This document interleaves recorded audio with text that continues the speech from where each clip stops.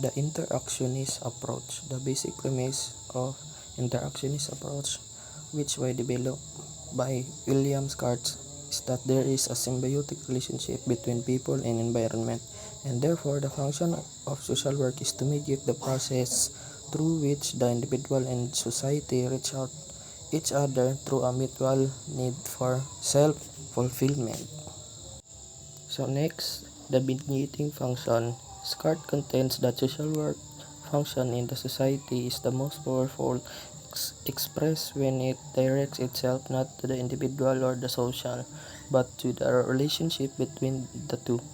Because there is a great deal of reaching and pressuring and straining that go on between people and their institution, he sees the need for a force that will guard symbiotic strivings and keep interactions alive among them.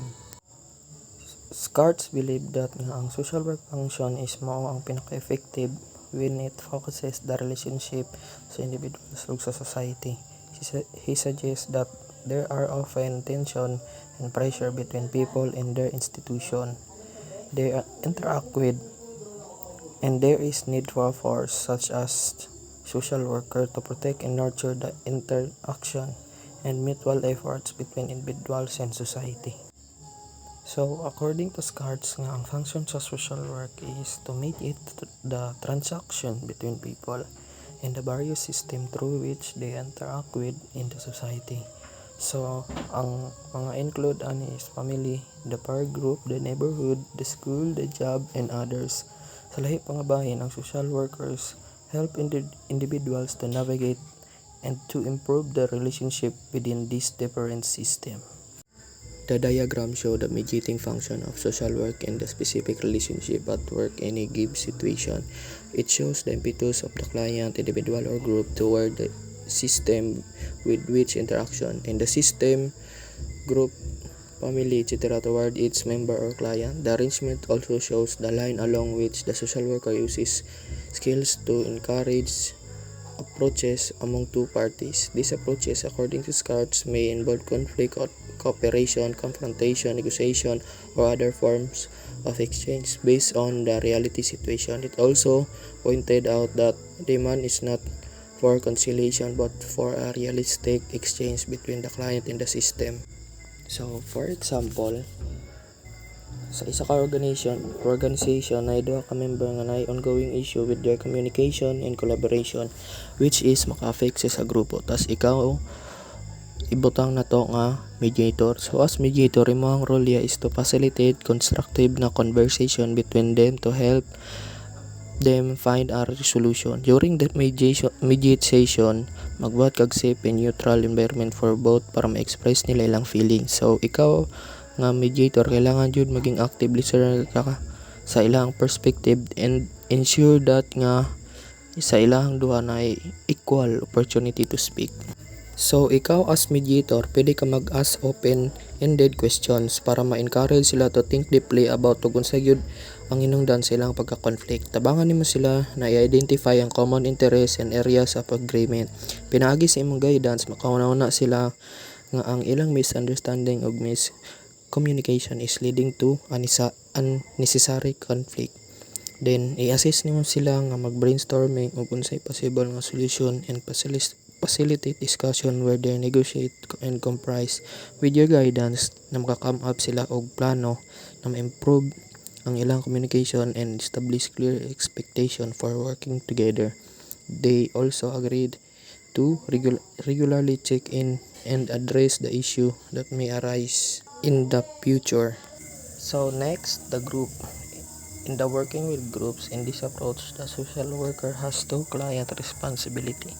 The worker addresses the member whose relationship to the group this member needs to negotiate, and the group as a whole that has negotiate the larger system of which it is a part of the agency, the neighborhood, the group described as an alliance of moving, interdependent beings, with the worker being one of them.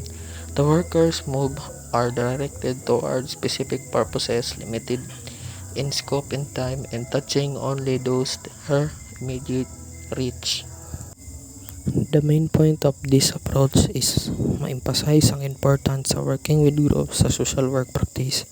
Sa kaning approach, ang social worker ani is na dual na responsibilities.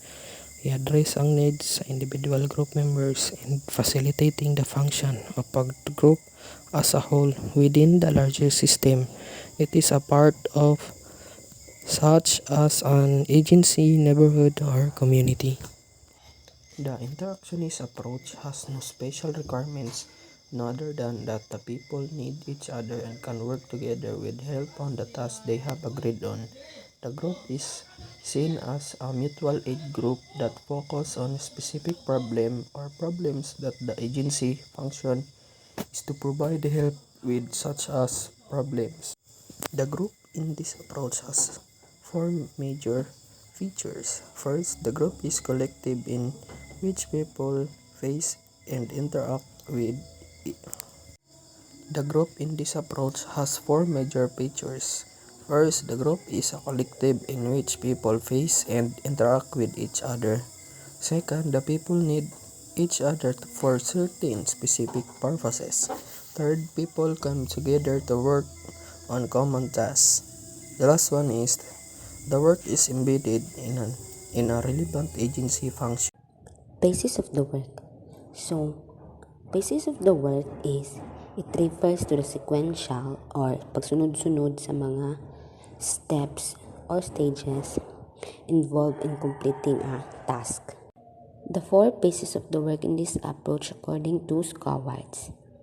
Number 1, assumptions can be made about the laws of nature appropriate to the task of the worker. Assumptions means it's all about the human behavior. Number 2, the valued outcomes that need to be brought about. Valued outcomes, it refers to the important result or goals that someone aims to achieve in a particular situation.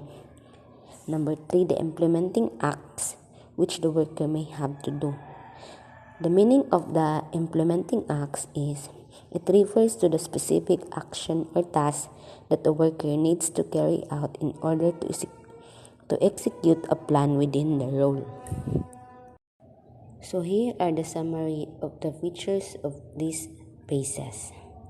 The phases, assumptions, valued outcomes, and the implementation acts. In the phases, there are four phases in the box: the turning in, the beginning, the task, and the transitions and endings. The HMO Women Groups. The Hospital ng Bayan is a large government training service and research hospital in the Metro Manila. It has Medical Social Service (MMS) department which provides programs and services aimed at helping patients and their families with personal and environmental difficulties. The MSS has been using mainly the casework method of helping patients with the physical aspect on and off basis only as a supplement to the casework method. Miss J organized the HMOL patient because she thought that with the length of the time they had to be hospitalized, they would benefit from the group mode of services. So she presented her proposal, which was approved by the department, and then introduced to the director and proportional services. HMOL disease. According to the medical science, trophoblastic gestational disease, called KIAO in the Filipino, can be hydatid mole or HMOL, and an abnormal pregnancy characterized by multiple graft-like B cells. The symptoms of HMOL. They feel as they are pregnant, but because pregnancies grow much faster than a fetus, the man becomes larger much faster than does in normal pregnancy. Severe nausea, vomiting.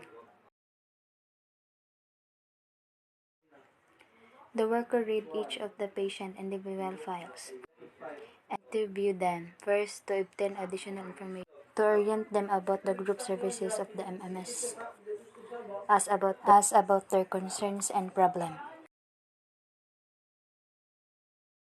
This season revealed two areas of concern on the part of the patient. Lack of understanding of their medical condition and difficulties were experiencing because of this condition. Conflicts with the hospital staff to certain hospital policies and practice.